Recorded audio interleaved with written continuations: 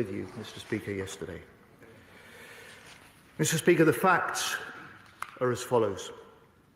In February 2022, 10 months after the then Defence Secretary Ben Wallace introduced the Afghan relocation and assistance policy, 6 months after the fall of Kabul, a defence official emailed an Arab caseworking file outside of authorised government systems.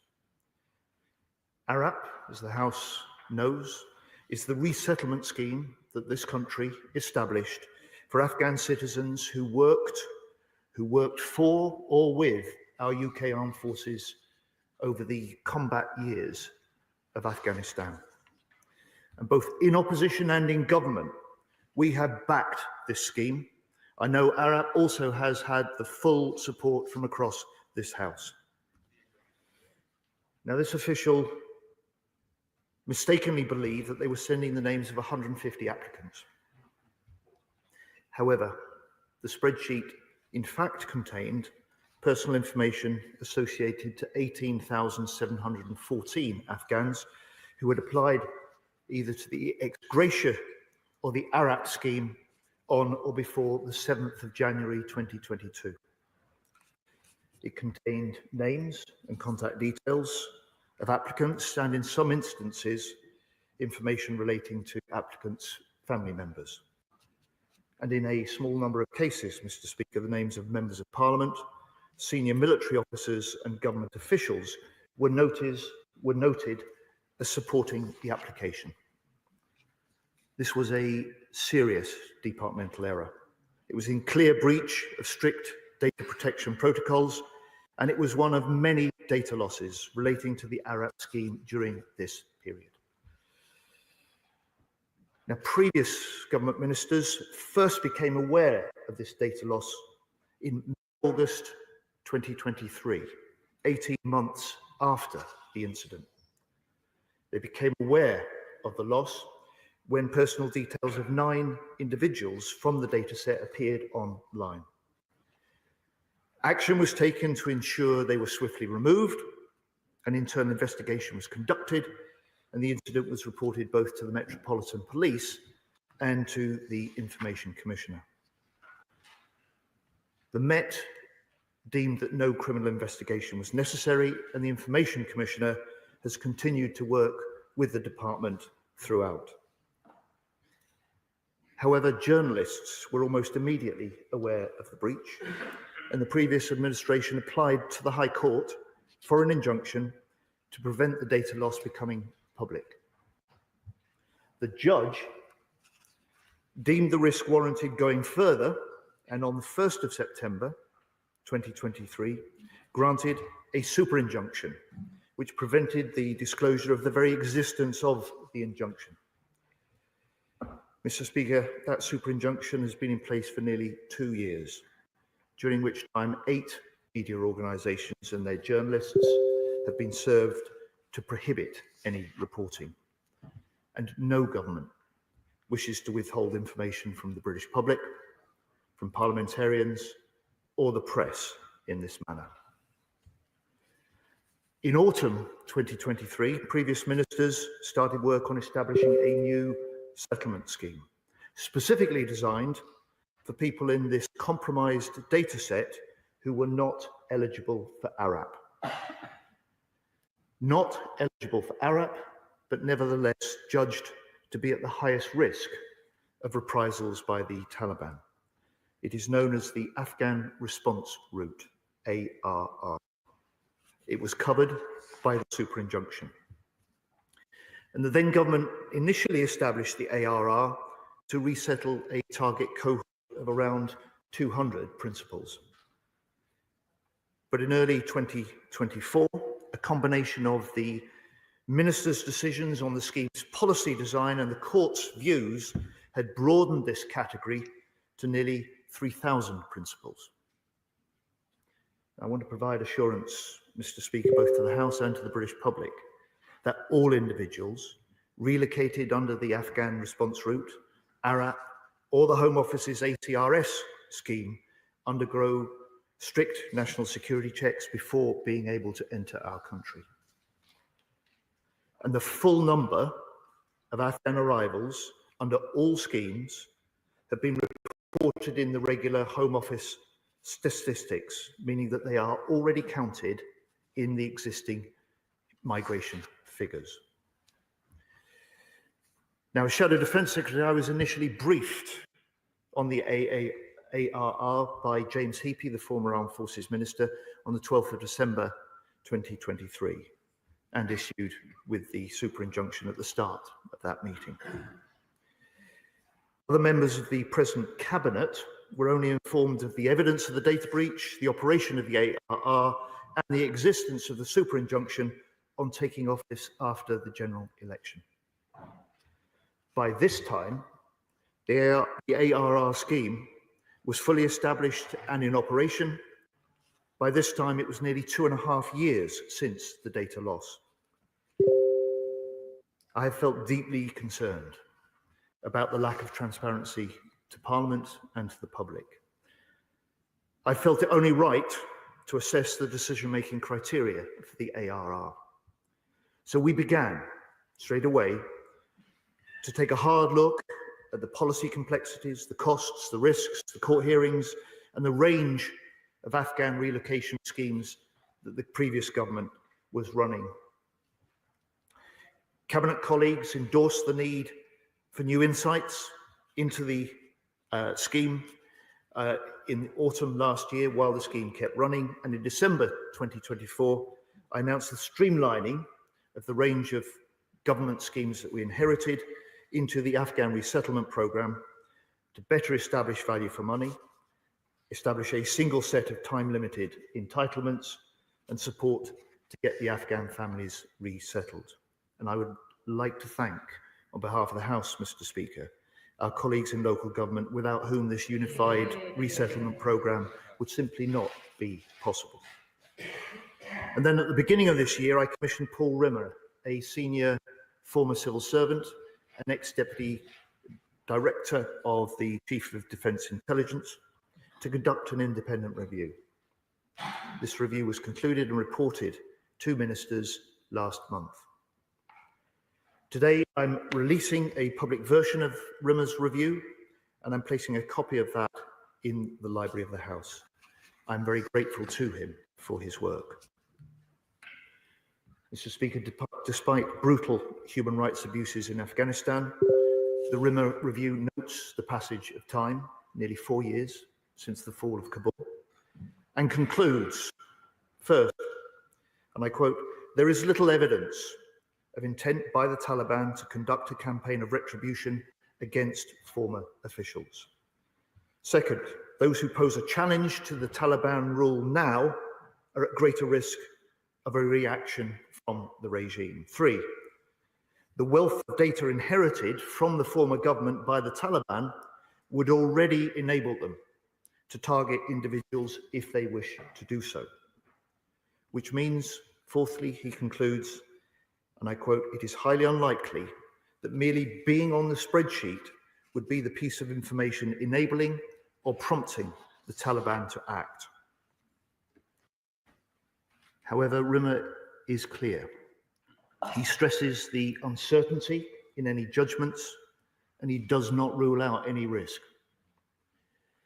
Yet he concludes, given this updated context, that the current policy we inherited appears, and I quote, "an extremely significant intervention to address the potentially limited net additional risk the incident likely presents." Mr. Speaker, the Rimmer review is a very significant but not the sole element in the government's decision to change policy. To change policy, to close the ARR, and to ensure that court order is lifted today. Policy concerns about proportionality, about public accountability, about cost, about fairness were also important factors to the government. And this was not a decision taken lightly. It follows a lengthy process, including the Rimmer review, detailed ministerial discussions, and repeated consultations with legal advisors. And just as I have changed government policy in light of the Rimmer review, So the High Court today, in light of the Rimmer review, ruled that there is no tenable basis for the continuation of the superinjunction. Mr. Speaker, to date, 900 ARR principals are in Britain or in transit, together with 3,600 family members, at a cost of around £400 million. From today, there will be no new ARR offers of relocation to Britain. From today, the route is now closed. However, we will honour the 600 invitations already made to any named persons still in Afghanistan and their immediate family. When this nation makes a promise, we should keep it. Today, Mr. Speaker, I'm also restoring full accountability for the government's Afghan relocation scheme to Parliament. And I would expect our select committees to hold us account now through the in-depth inquiries. Let me turn, if I may, now to the practical action that we've taken as a result of this policy change and in preparation for the lifting of the court superinjunction. Mr. Speaker, my first concern has been to notify as many as possible affected by the data incident and provide them with further advice. The MOD has done this morning, although I have to say to the House it has not been possible to contact every individual on the dataset due to its incomplete and out-of-date information. However, anyone who may be concerned can head to our new dedicated gov.uk website, wherein they will find more information about the data loss, further security advice, a self-checker tool which will inform them whether their application has been affected, and contact steps for the Detailed Information Services Centre, which the MOD has established. Mr. Speaker, this serious data incident should never have happened.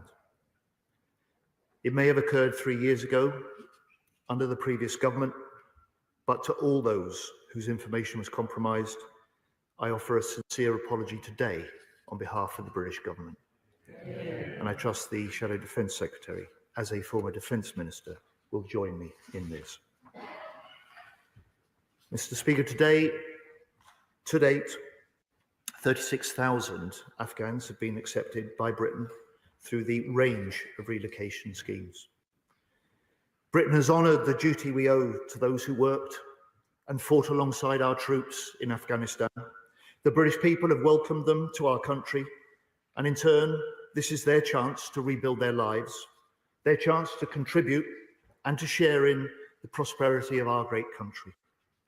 However, none of these relocation schemes can carry on in perpetuity, nor were they conceived to do so. That's why on the 1st of July, we announced that we would no longer accept new applicants to ARAP. However, I will reiterate the commitment we made then to process every outstanding ARAP application and relocate those who may prove eligible. And we will complete our commitment to continuing the review of the triples. Mr. Speaker, I recognise my statement will prompt many questions. I would have wanted to settle these matters sooner, because full accountability to Parliament and freedom of the press matter deeply to me. They're fundamental to our British way of life. However, lives may have been at stake. And I've spent many hours thinking about this decision, thinking about the safety and the lives of people I will never meet in a far-off land in which 457 of our servicemen and women lost their lives. So this weighs heavily on me, and it's why no government could take such decisions lightly without sound grounds and hard deliberations. During this last year, we have conducted and we have now completed this work. I commend this statement to the House. Shadow Secretary of State, James Cartledge. Thank you, Mr. Speaker, and I'm grateful to the Secretary of State both for advance side of his statement and for receipt early this morning of a hard copy of the Rimmer review. And can I thank the Secretary of State and the Minister of the Armed Forces for briefing me yesterday and for briefing other parliamentary colleagues today. Furthermore, given the nature of the superinjunction, Mr. Speaker, and the fact that the timing and nature of this statement relates entirely to the court's lifting of that superinjunction, I also recognise that it was entirely right for the Secretary of State to update the House at the earliest opportunity and welcome the opportunity colleagues now have to scrutinise these matters.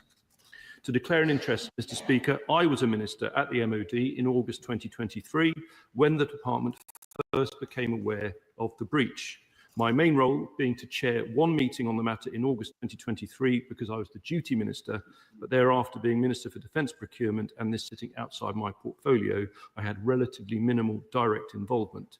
That said, the Secretary of State has issued an apology on behalf of the government, and I join him in that, and in recognising that this data leak should never have happened and was an unacceptable breach of all relevant data protocols. And I agree it is right that an apology is issued specifically to those whose data was compromised. Nevertheless, a fact cannot be ignored that when this breach came to light, the immediate priority of the then government was to avoid a very specific and terrible scenario, namely, an error by an official of the British state leading to torture or even murder of persons in the dataset at the hands of what remains a brutal Taliban regime. As the Rimmer review confirms, that scenario, thankfully, appears to have been avoided. Of course, the Rimmer review was set up in January and reported to the Secretary of State in June, as we understand. I want to be clear, Mr. Speaker, it is entirely appropriate that the Secretary of State has sought to update the department's understanding of the threat on the ground in Afghanistan that exists today, particularly for those persons in the data set who had previously been concluded to be at greatest risk of reprisals. However, the House will appreciate that when ministers became aware of this data breach in August 2023, we did not have the luxury of 6 months to assess the situation. As Rimmer says at paragraph 53, and I quote, the review notes that the passage of time is particularly relevant. And I know that my former ministerial colleague, former Minister of the Armed Forces, James Heapy, who led the response to the leak, will have been focused entirely on what he saw as his duty of care to those at risk of reprisals, based on threat assessment that pertained at the time. But any threat picture is constantly evolving. And as I say, I support the Secretary of State's decision to review the MOD's understanding of the threat, and given the latest situation as reported by Rimmer, we support his conclusion that the Afghanistan response route, the ARR, can now be closed. Turning to the superinjunction, I do entirely understand why this will be the subject of considerable interest, particularly for the newspapers and media outlets concerned. We have an independent judiciary, and it is not for me to comment on either the decision to grant the injunction in the first place, nor to lift it today. But it is surely telling that the Rimmer Review paragraph 56 states that planning at the time the government became aware of this breach in the summer of 2023 was based, and I quote directly, on a risk judgment that were the Taliban to secure access to the data set, the consequences for affected individuals may be serious.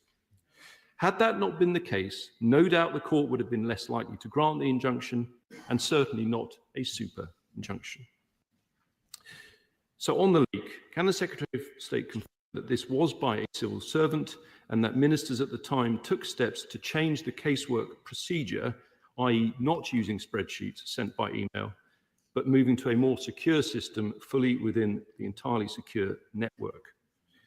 And can he confirm that although the data set was circa 18,000, only a relatively small portion of that data set was identified as being at high risk of reprisals, and only a small number had been settled here, which is why, as he stated today, the cost is around £400 million, not the figure of £7 billion that is being reported elsewhere?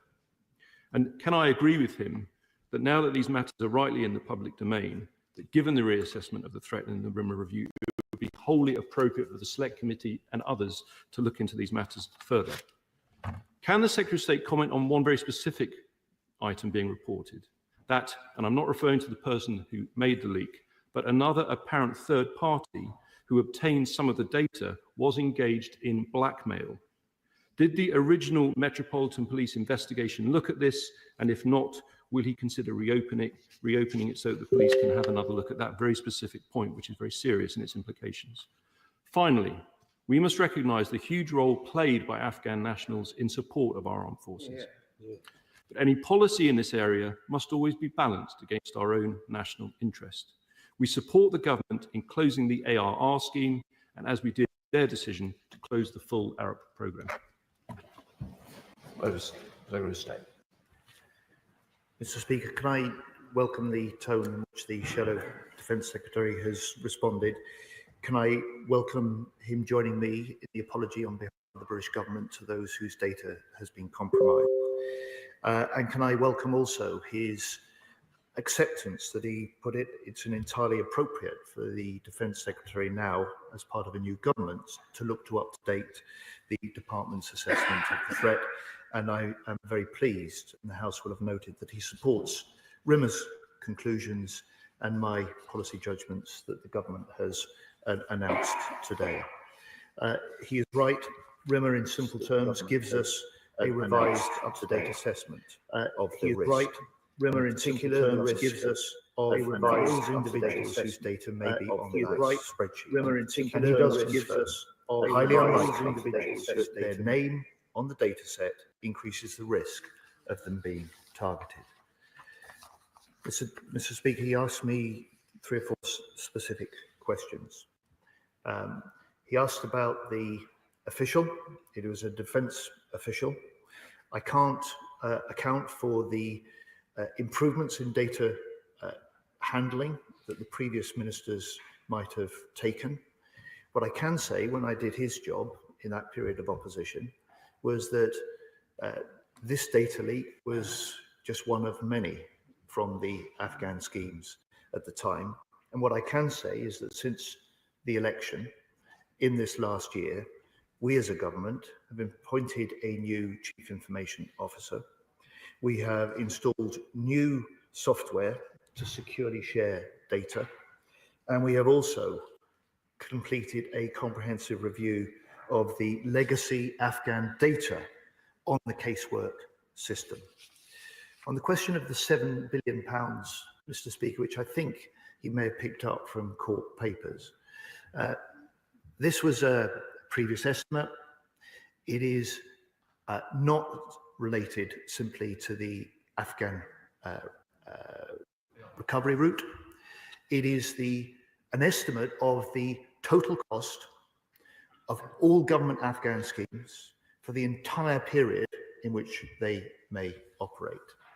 And the significance of the decision that I've announced today means that that cost to the taxpayer as a result of the policy decisions we've taken today, compared to simply continuing the policy and schemes we'd inherited, means that the taxpayer will pay 1.2 billion less over this period.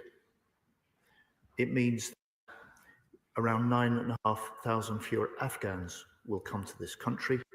And above all, it means that we have restored proper accountability in this House and proper freedom of the media. Chair of the Select Committee, Tabanji Singh. Thank you very much, Mr. Speaker. I thank the Secretary of State for advance sight of his statement, welcome it, and indeed his intent to now inject parliamentary transparency and scrutiny. However, this whole data breach situation is a mess and is wholly unacceptable.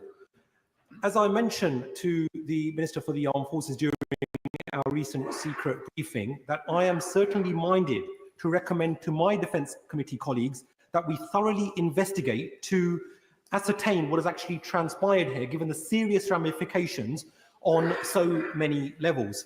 However, as things stand, notwithstanding the contents of the RIMA review, how confident is my right honourable friend, the Defence Secretary, that the Afghans affected, many of whom bravely supported our service personnel, will not be at risk of recriminations and reprisals? Well, Mr. Speaker, I can only recommend that he reads in full the public version of the RIMA report that I've published today. the conclusions and the updated risk assessment that RIMA sets out, taking an up-to-date view, recognizing that the situation in Afghanistan is now nearly 4 years on from the point at which the Taliban took control, recognizing also that the present regime sees those who may threaten the regime itself now as a greater threat to their operation than any perhaps former government official or serving official. So I'd recommend that he reads that, and I expect, as the Defence Select Committee Chair, he will want to take full advantage of this restored parliamentary accountability. I've always believed that our Select Committee system in this House is perfectly capable and actually better suited to many of the in-depth inquiries that often get punted into public inquiry or punted into calls for public inquiries. And I hope my honourable friend would have noted the fact that the Shadow Defence Secretary also endorsed that view. Why the Liberal Democrats first? Thank you, Mr. Speaker. And I also thank the Minister of the Armed Forces for his briefing on this issue this morning. I'm pleased that this House now has the opportunity to scrutinise this alarming data breach.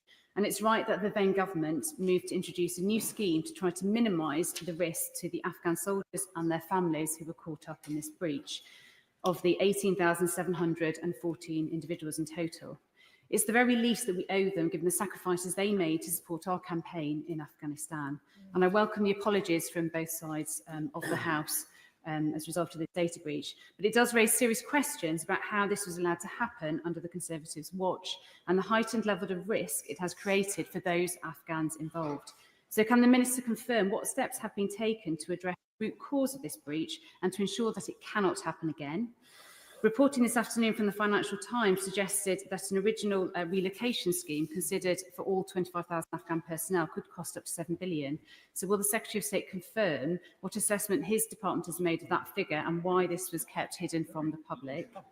The immediate priority must be to ensure the safety of all those individuals caught up in this breach. So what assurances can the Secretary of State provide that lifting of the superinjunction now doesn't heighten any dangers for those individuals concerned?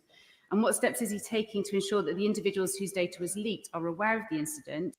What additional support is now being provided to them directly now that the case is in the public domain? And in light of these developments, can the Secretary of State outline when the casework and final relocations under this and the ARAP scheme will be completed by? Secretary of State.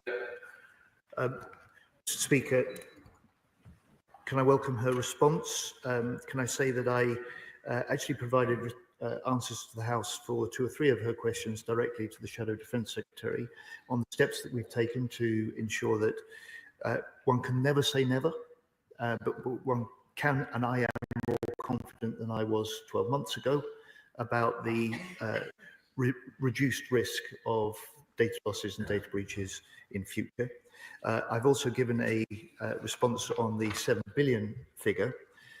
The estimated full costs of all Afghan schemes that will run to their completion from start to finish because of the savings derived from the policy decisions we've taken today will be between 5.5 and 6 billion pounds. The cost of the ARR scheme to date, the cost and the sums committed to bring the 900 principals and their immediate families that are in Britain or in transit is around 400 million. And I expect a similar sum to be the cost of those still to come. Mr. Speaker, finally, on RIMA, I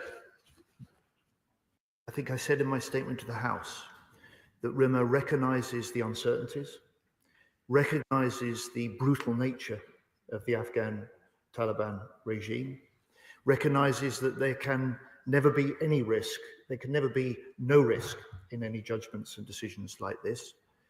It's one of the reasons that this is a decision that the government and I have taken with hard deliberation, serious intent. And Mr. Speaker, I hope that the House will back it this afternoon. Dame Emily Thornbury. Thank you very much, Mr. Speaker. May I begin by saying I'm grateful to the ministerial team for the early briefing that I got on this matter, which gave me an opportunity to read a report that came out from the FAC under the chairmanship of the Right Honourable Member Tunbridge and Malling. It was begun in September 21 and the report came out in 22.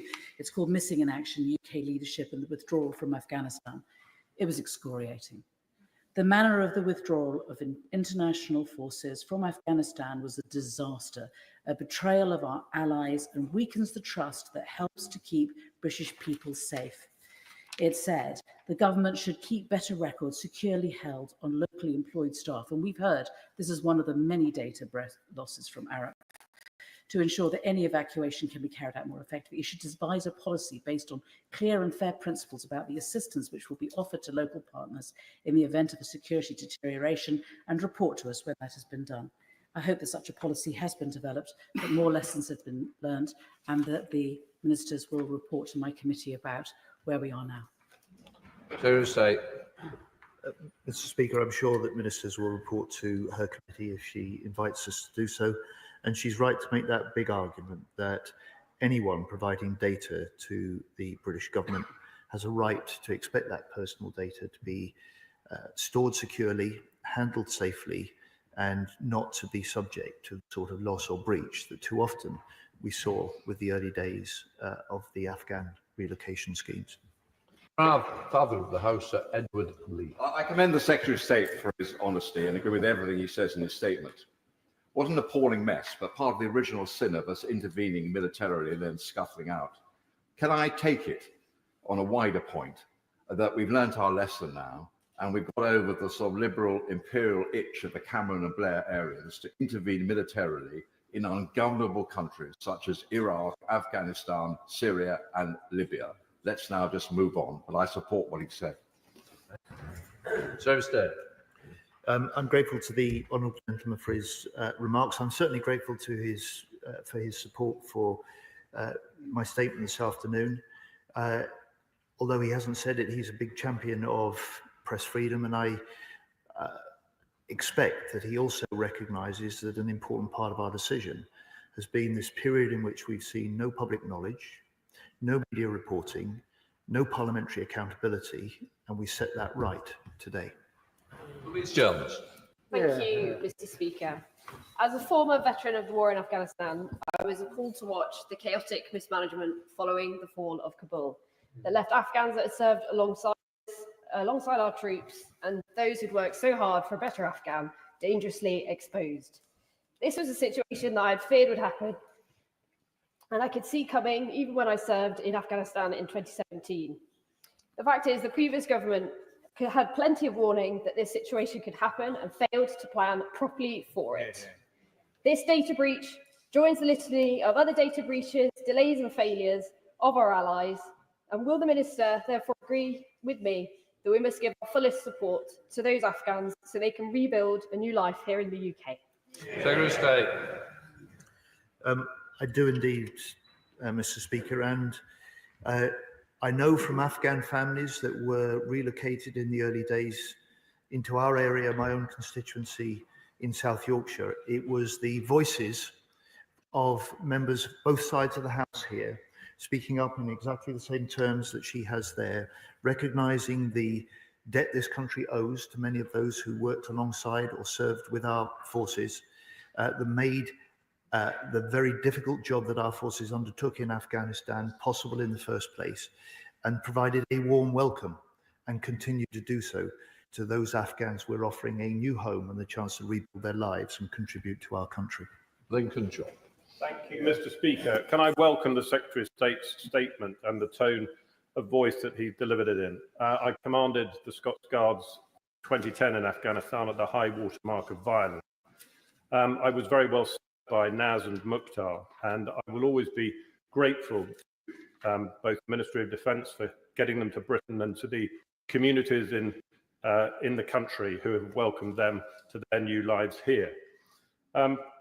I do just want to focus in on a particular phrase that the Secretary of State used. The Shadow Defence Secretary asked whether it was a civil servant who carried out the leak. The Secretary of State said it was a defence official, and the Times is reporting that it was a soldier. I do think it is worth clarifying exactly whether it was a civil servant, a SPAD, or a soldier, because conflating the term defence official to cover members of the armed forces is something which might come back to bite the Secretary of State if he continues to do it. Secretary of State. Mr. Speaker, this was a data breach that took place 3.5 years ago under the decision and leadership of the previous government and previous defence ministers. The challenge I faced, the challenge this government faced, was far bigger than the actions of one official that long ago. And my full focus since the election in July last year has been to get to grips with the costs, the proportionality or the disproportionality of the schemes in place, and this lack of accountability to Parliament, freedom of the press, and public knowledge. And it is that set of factors that has taken up my time and my attention. Thank you, Mr. Speaker. I noted that the Shadow Secretary statement great play about the changes and the extra safeguards the previous governments have put in place, the ministers have put in place for this breach. But I also noted that Mr. Speaker, that the Secretary of State said that he'd have to make more changes and use new software. That suggests to me that it wasn't the changes that had been put in place by the previous government were not good enough.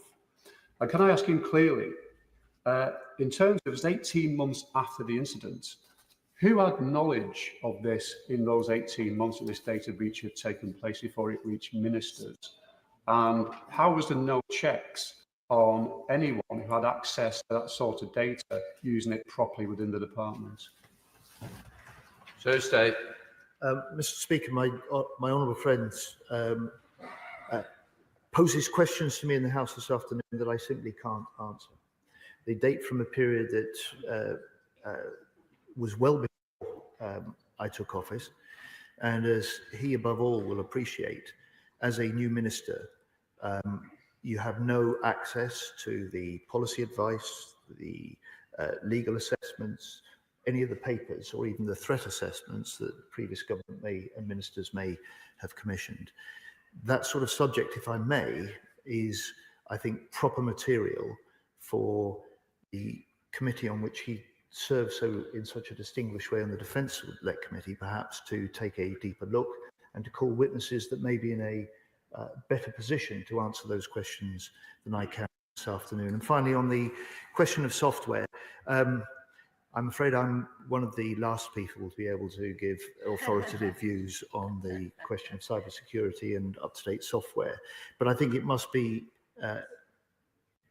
in the nature of this that such requirements for new software, for constant updating, is indeed constant. And so the fact that we have taken the steps in the last 12 months that I and our experts have regarded as necessary doesn't necessarily mean that the steps taken by previous ministers were inadequate. But what I can say, of course, is that in the Shadow Defence Secretary's position, during that period of opposition, we were aware we exposed some of the building backlogs in casework, the regular data breaches, and the broken promises, sad to say, particularly in the early years, that too often characterised these Afghan relocation schemes. Thank you, Mr. Speaker. I do welcome the statement given by the Secretary of State today, and as a member of the Defence Select Committee, I'm looking forward to giving it the due scrutiny that it deserves. So I won't go into the things within the actual report, but I think it's important to clarify. Is the Secretary of State also able to say whether the data breach in question, as in the past, or maybe now, be putting any serving members of the UK armed forces at risk? So State. I look forward to being called and giving evidence to his committee, if indeed it does launch such an inquiry. To the best of my knowledge and belief, no serving member of our armed forces is put at risk by the data loss. Scruffle. Thank you, Mr. Speaker. It's staggering to hear yet another serious data breach under the previous Conservative government. Would the Secretary of State, they can bicker from the other side, but it was clearly a mistake when they were in power. Would the Secretary of State agree with me that we've inherited a chaotic and poorly managed system? And can he tell us what systems have been put in place to correct this so we won't see more systems where you are emailing an Excel spreadsheet absolutely beggars belief? Can we confirm that this would never happen again? Secretary of State. My honourable friend is absolutely right in the criticism she levels, but I would just say to her, I don't think any minister can stand here, or no chief executive of any organisation can stand say with guarantee there will never be a data breach, a data loss, or a data error in that way. What I can say is we've taken steps to reduce the risk for that, and that we no longer do any caseworking on spreadsheets, which was in the early days of this scheme, the technology that was available, and part of the problem, I think, for this inadvertent mistake made by the defence official. Sir Julian. What worries me more than the lifting of this superinjunction is the fact that we've closed down the Afghan schemes at the very time that undocumented Afghans who felt it necessary to flee to Iran and to Pakistan are being rounded up for forcible repatriation to an Afghanistan led by the Taliban. I understand that the investigation over our obligation to the triples, the special forces that our forces trained, will be continuing, and I welcome that. Can the Secretary of State confirm that despite the closure of the schemes, anybody who is found to have worked very closely with our armed forces, who is in imminent danger, can still be rescued and admitted to this country? Secretary of State.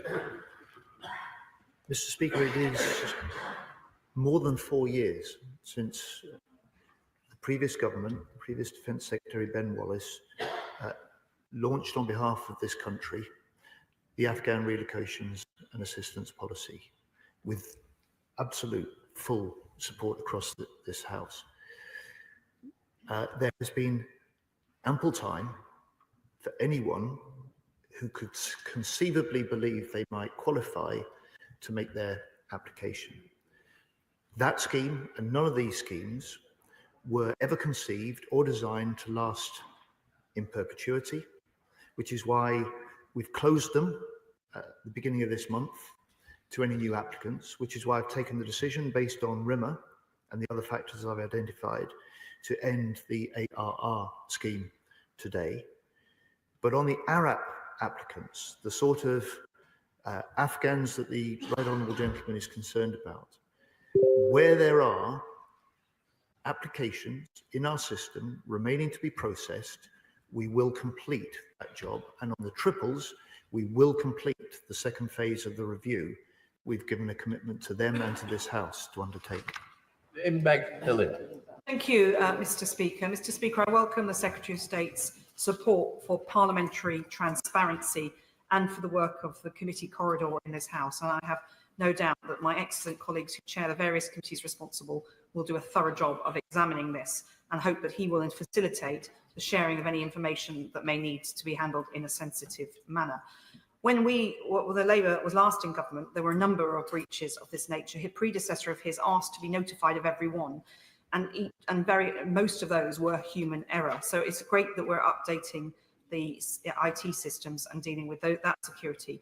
But can he just touch on what elements are going to be put in place to guard against that human error which inevitably creeps in? Secretary of State.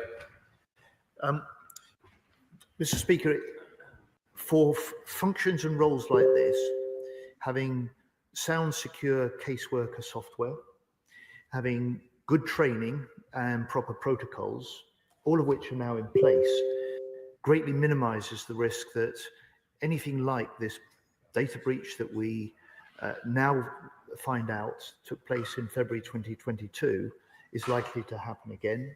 And most importantly, I think it also helps to provide the sort of reassurance that anyone should have, that if they are providing data to the British government, to the British state, that should be held and handled securely. Mark Pritchard. Thank you, Mr. Speaker. I feel the Defence Secretary, forgive me, I do detect some wriggling. And the fact is, he justifies this superinjunction, not telling Parliament, not telling the press, not telling the public, and unbelievably, not telling those Afghans who were potentially in harm's way. And isn't it the case that his argument is actually very thin? Because even the MOD itself admits that Taliban-aligned individuals already had access to the database. So not telling those Afghans they're under harm's way is quite frankly unbelievable. And the precedent of a superjunction is very concerning for this place. How do we know there's not another superjunction about another leak? But of course he couldn't tell us, could he? So say. Well, I can say to the right honourable gentleman, if there is another superinjunction, I've not been read in. But in a own characteristic way, it makes a really important how uncomfortable, how in many ways unconscionable it is to have a superinjunction like this in place. I hope in light of that, he will accept what has been a difficult decision to review the risks, the costs, the details of the scheme, the legal hearings that have taken place have all been components of an important policy decision that I've been able to announce to the House today, and I hope you will back that. Catherine Atkinson. Thank you, Mr. Speaker. My husband served in Afghanistan and has always felt keenly the debt that our country owes to those who worked alongside and supported our forces. And I know that many of my constituents who also served there feel the same way. Does the Defence Secretary share my concern that if we fail to honour our debts, why would people in future conflicts trust us and support our troops? And does he agree with me that it is the right thing to do that we offer a warm welcome to Afghans who come to our country seeking sanctuary? So 100%, Mr. Speaker. My honourable friend speaks so plainly, so forcefully and so passionately. And it was one of the things that struck me most 4 or 5 years ago in the Shadow Defence Secretary's role, as we debated the obligation to put in place the ARAP scheme, that those who felt fiercest were understandably those who had served. Those who had, in this House, had been part of the 140,000 British men and women over 20 years that had served in Afghanistan, because they recognised just what a debt this country and they owe to people like those that her husband speaks about. Gentlemen. I welcome the Secretary of State's pledge to restore full accountability for the government's relocation schemes. I am saddened that this is the first opportunity that we've had to talk about the closure of the ACRS and ARAP schemes on the floor of this House, given that those were announced by written statement at very short notice only 2 weeks ago. Can I ask a couple of specific questions? On the ARR that we've only found out about today, he mentioned 600 invitations that will be honoured. For those who were not accepted and part of the breach, are they aware of that? On ARAP, it has been closed to new applications, but again, and I've asked the Minister for the Armed Services about this before, what is the communication strategy for updating them? And on ACRS, it was never open to vulnerable women and civil rights defenders that it was aimed to protect. Again, what communication will the government have with those individuals who are in hiding either in Afghanistan or third countries? Secretary of State. Mr. Speaker, we made the statement about the closure to new applicants of the ARAP scheme and the ACRS scheme that the Home Office runs on the 1st of July. The Honourable Lady will have had opportunities since then to raise those matters in this House if she chose to do so. And on the information to those who may be affected, we will honour those invitations that have been issued to 600 of those ARR individuals, and to everyone else on the data set. We have communicated that the latest position this morning. We are offering access to further advice through the government.uk designated area of the website, and that includes steps that individuals can take if they wish to get in touch with our Information Services Centre, a dedicated centre set up by the MOD in order to deal with questions and concerns that people may have. Stella Cruz. Thank you, Mr. Speaker. It is a very shocking story that the Secretary of State has told us today, and I pay testament to his commitment to transparency about it. I would say that sadly for many of us, for whom that period of time will never leave us and our offices dealing with the hundreds of people ringing in, desperately distraught about what might happen to family relatives, it doesn't surprise us, because I have to be honest with the Secretary of State, this matter is not closed. I join with the member from New Forest East in being desperately concerned that we still have people who would have qualified under these schemes, but because of failures like this, fled Afghanistan or tried to go to other countries, we tried to raise with ministers but could not get meetings with them, and now we discovered there were secret schemes. He will understand that right now MPs' offices across this country will be hearing this and worried that again they will get those phone calls, that again they will have those queries. He's right that there must be parliamentary scrutiny. Can he just assure us that there will be additional resources to support us, supporting our constituents who will come forward, and that he will keep an open mind that even 4 years later there will still be cases that are relevant to this scheme that should be heard and should be giving sanctuary here if we are to honour our debt to those people who kept our forces safe? Secretary of State. Well, can I pay tribute to my honourable friend? She has been one of the most active, most assiduous members of this House in championing the cause of constituents who and others who may be trying to get access to the scheme. I just say to her, this is almost 4 years since, it's beyond 4 years since the Arab scheme was first established. There are still 22,000 Arab applicants whose applications will be processed, and where there is eligibility established, they will be offered the relocation that this country has undertaken to give them. And those applicants need not have applied from Afghanistan. Many indeed have.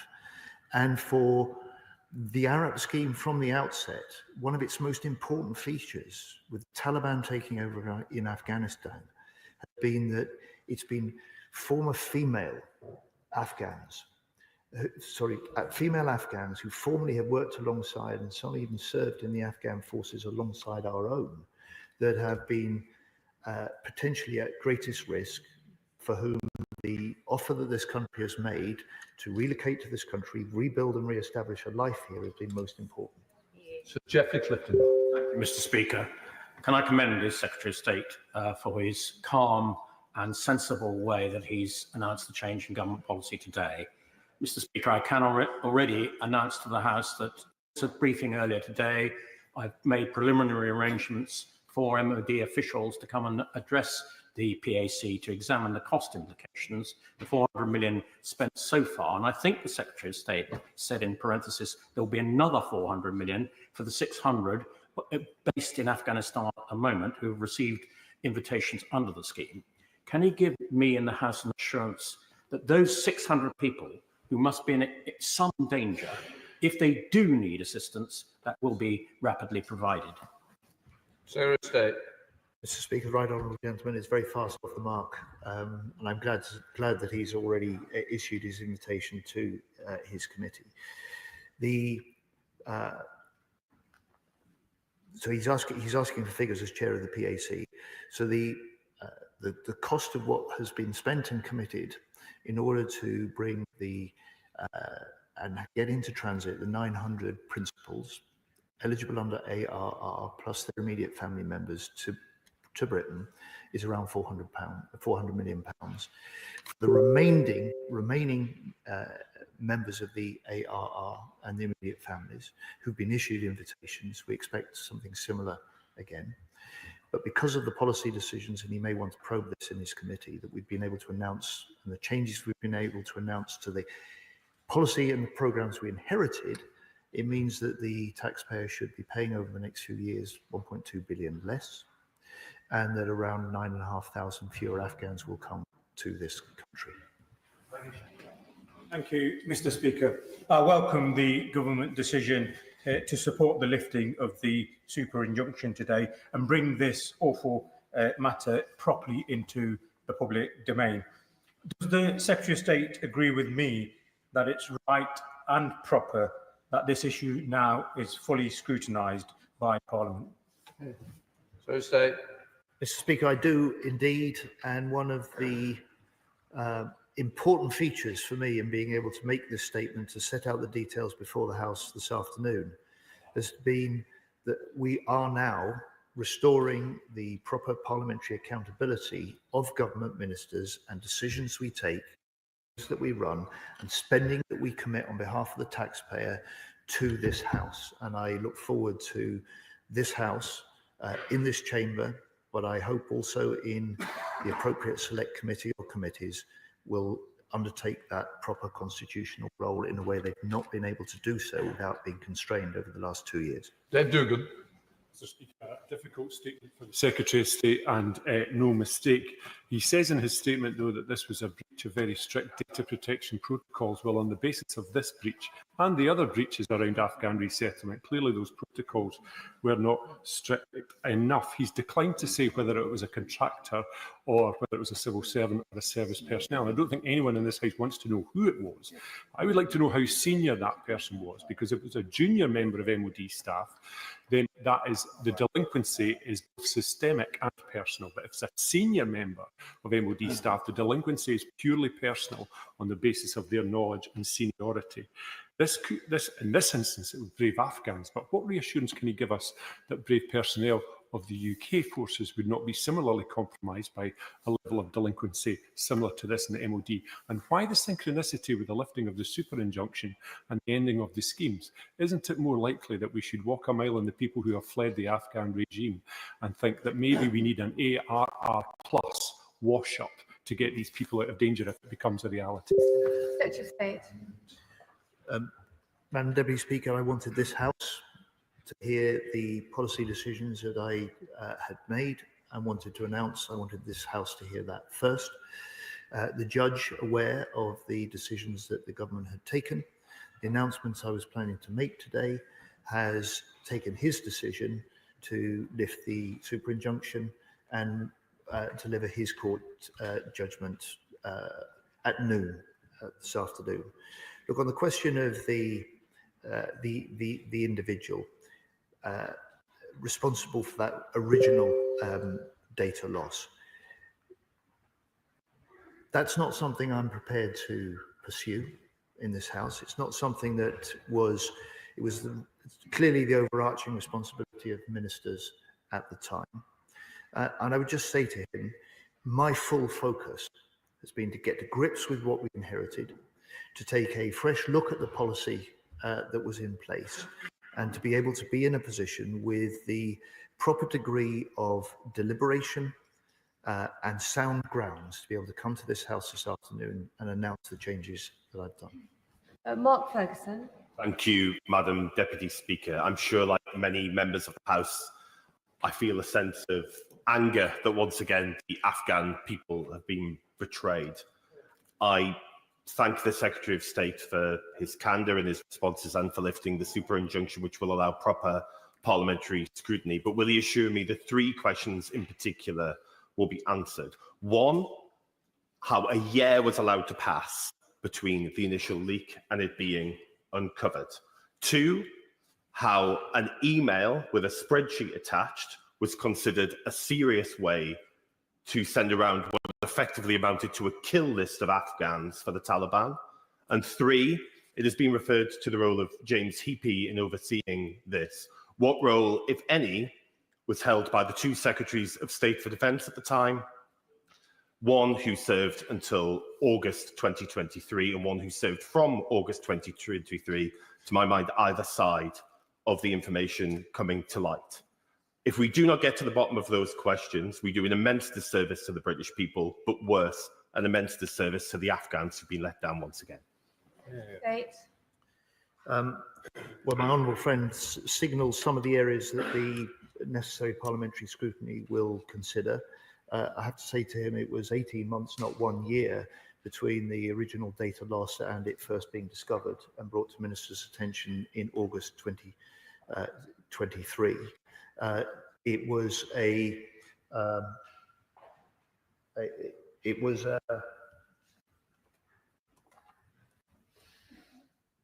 spreadsheet. Sorry, second point was this. This was a period in which officials were and the department was working at breakneck speed to put in place schemes that were novel, schemes that were urgently needed, and clearly that sort of spreadsheet software is inappropriate for this case working system and is no longer used in that way. And then finally, I just would say he's asking about the role of my predecessors.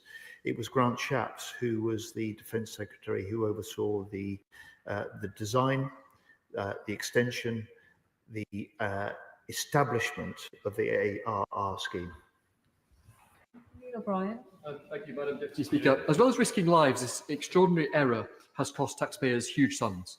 The Secretary of State says it will now cost 1.2 billion less, but what will be the total cost of all these schemes after that?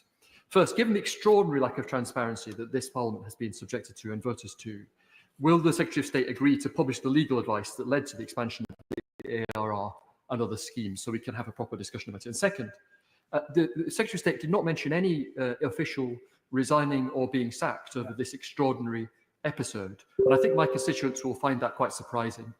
Will he name the number of people who have resigned or been sacked over this extraordinary error? And if nobody has resigned or been sacked, does he agree that that is the wrong thing? Secretary of State. Madam Deputy Speaker, I'm not in a position to make a decision about publishing the legal advice that led the previous government and Defence Secretary to extend the scheme. It's not legal advice that I have had access to or seen. And I just say to him on the question of costs, his right honourable friend, the chair of the Public Accounts Committee, will do that. He's not in his place now, actually, but he will do the job on this. I can confirm for this House this afternoon that the total cost of all Afghan relocation schemes to date for those 36,000 Afghans that have been brought to this country is around 2.7 billion.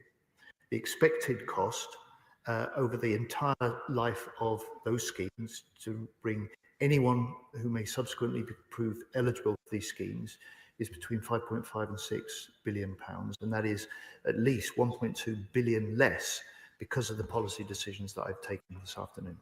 Martin. Thank you, Madam Deputy Speaker. I want to thank the Secretary of State for his openness and transparency and his apology. And whilst I'm on my feet, Madam Deputy Speaker, I'd like to thank Portsmouth City Council for their involvement in Afghan resettlement schemes, many of those who served along my constituency members in Portsmouth North. Madam Deputy Speaker, I welcome the decision today and the time this government has rightly taken to consider all of the options and examine the complexities through the RIMA review, the cost to taxpayers and the safety of those affected, alongside the need for transparency, openness in this House, to the press and also to the public. So, Madam Deputy Speaker, does the Secretary of State agree with me that we must, as a government, reaffirm our commitment to public transparency? Secretary of State. Madam Deputy Speaker, I do agree with my honourable friend. This House is doing so this afternoon in response to the statement that I've set out to the House. And can I say to her local council in Portsmouth, the role they are playing and councils across the country are playing in making sure that there is a warm welcome and a unified Afghan resettlement programme in place for those Afghans and their families that we are welcoming into this country is remarkable. We thank them for that, and we as a central government and this House couldn't see these schemes operate effectively without our local councils. Yeah. I commend the Secretary of State's statement today.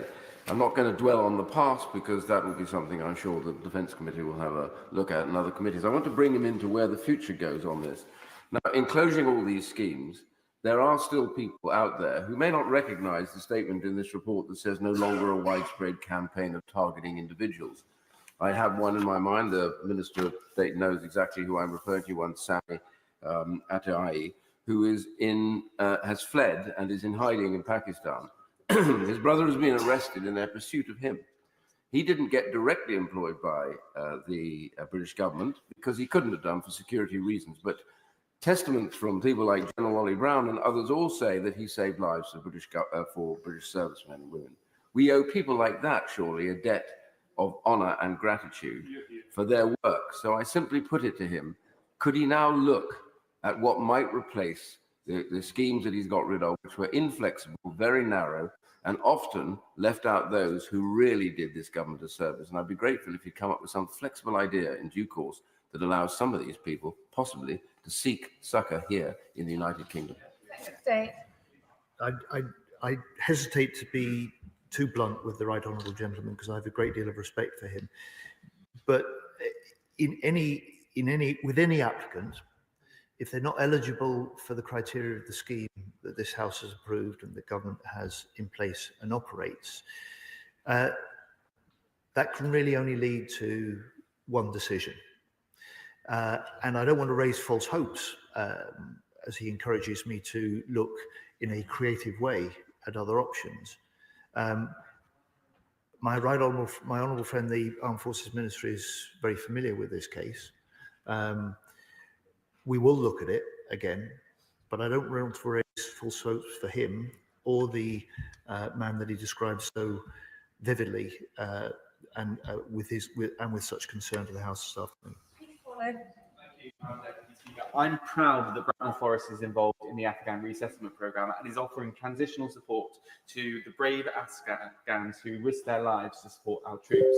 But any scheme like this depends on public trust. So it's concerning to hear that under the Conservative government, instead we had secrecy, security breaches and a super injunction. Will the Secretary of State take this opportunity to reconfirm two commitments? Firstly, that this government will continue to honour the moral obligation we owe to those Afghans who fought alongside our troops. And secondly, that we will do so in a way which reaffirms this government's commitment to public transparency. Secretary of State.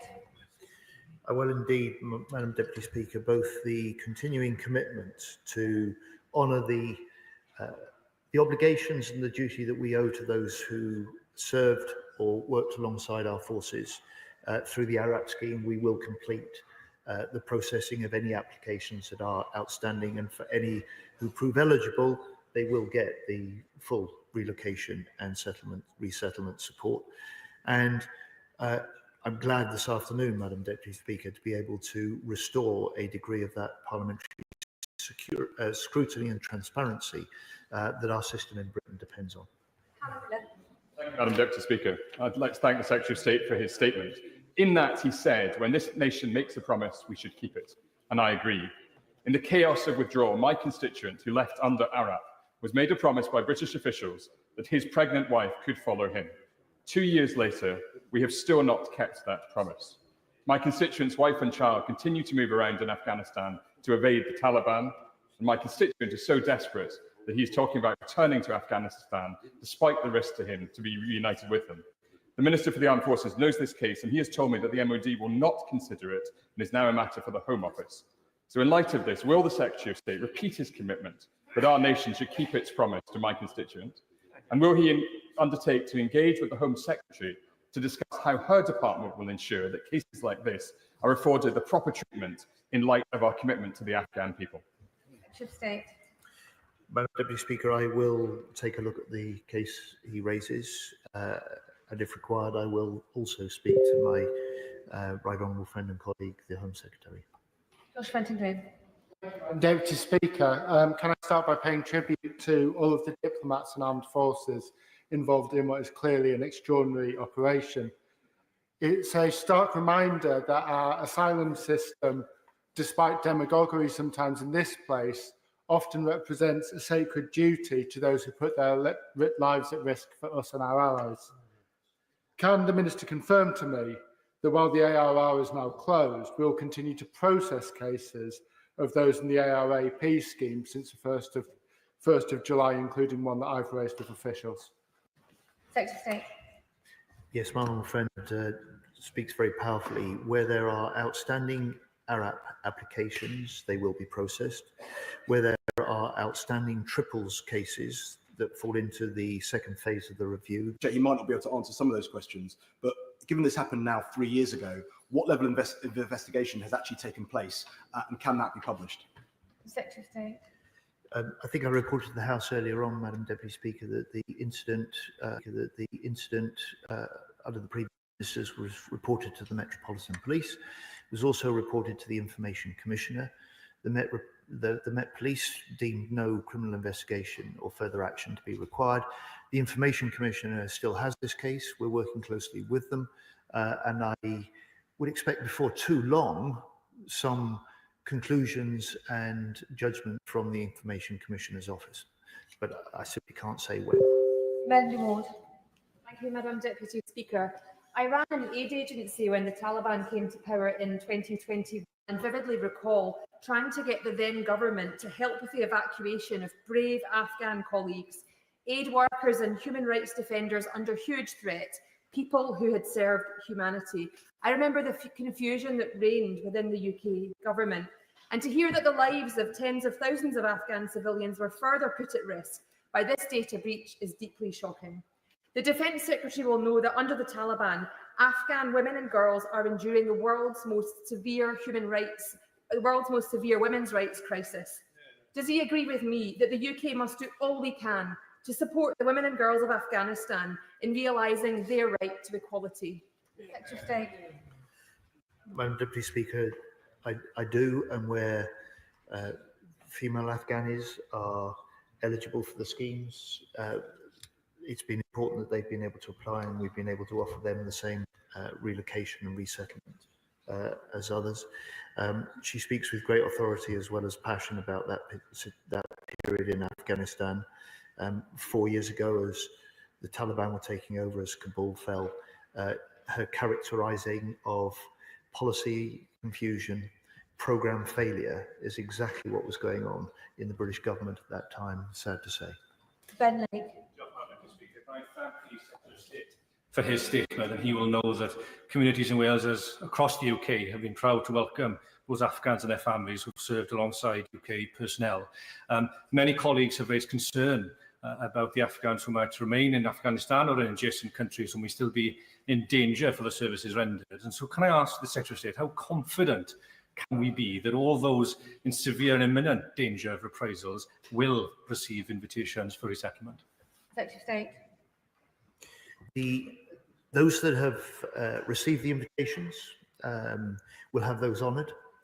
But I would just say to him, the concerns that he may have about the assessment of risk in Afghanistan, I'd recommend that he reads Paul Rimmer's report. It is comprehensive, it's up to date, it inevitably contains some uncertainties. It identifies the risks that are inevitably there in any policy judgments that a government minister like me must take. But I would also reinforce the points he made about the welcome and the pride in which the Welsh people did then and still do now embrace those Afghans that come to their lives in our country. Mary. Thank you, Madam Deputy Speaker. My constituent has an active application to bring members of his family currently in a third country to safety in the UK. The MOD has advised him to assume that their data has been compromised, which is deeply concerning given the nature of the work he used to undertake. He has been told that this third country cannot be supported even though his family couldn't be safe in Afghanistan. So can the Secretary of State help to ensure that his case is accelerated given the further danger this data leak may have put his family in? Secretary of State. If my honourable friend writes to me with the details of the case that she cites to the House this afternoon, I will certainly take a hard look at it. Jim Shannon.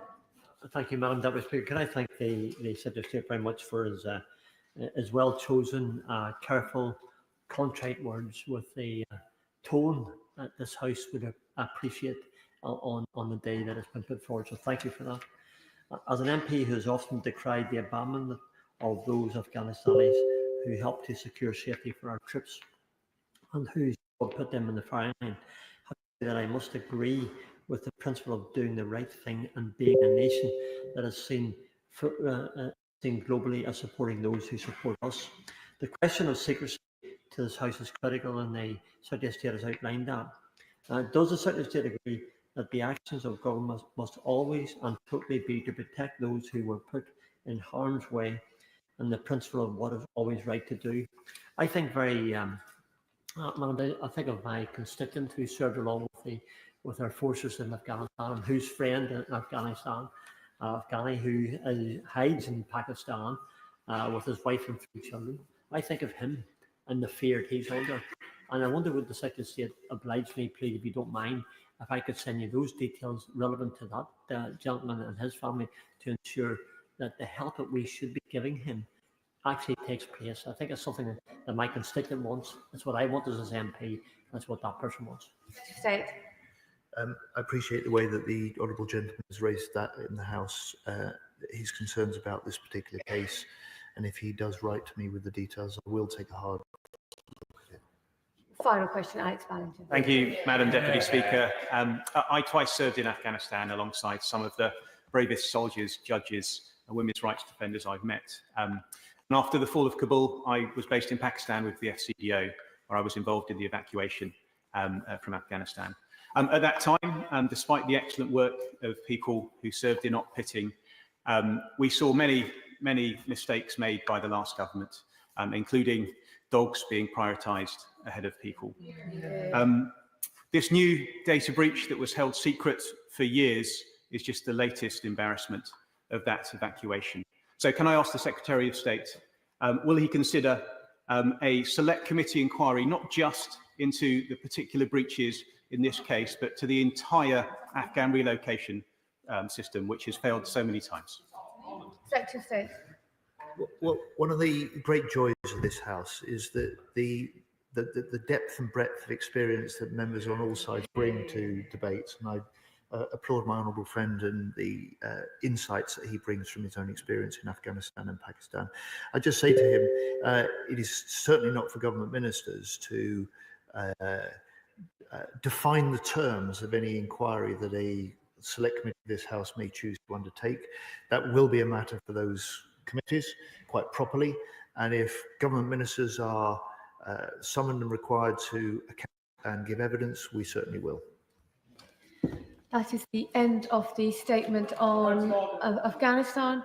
2 points of order. I'll go to Sarah Owen first. Point of order. Thank you, Madam Deputy Speaker. Over the weekend, a member of staff in the Commons, Mubin Hussain MBE, was publicly defamed by several Conservative MPs, including members of the front bench online. Following threats of legal action, the defamatory posts were deleted by some, but the damage was already done. It not only does reputational damage, but given the current discourse, brings serious harm and potential risk of life. What advice does the Speaker's office have to members of this House and the other place who abuse the power dynamic of their elected office to openly defame a young staffer who also works in this House, while quietly deleting their tweets without an apology? Does this fall short of the standards expected for those who serve in this House, and would it be proper for them to apologise? I'm grateful to the honourable member for giving notice of her point of order.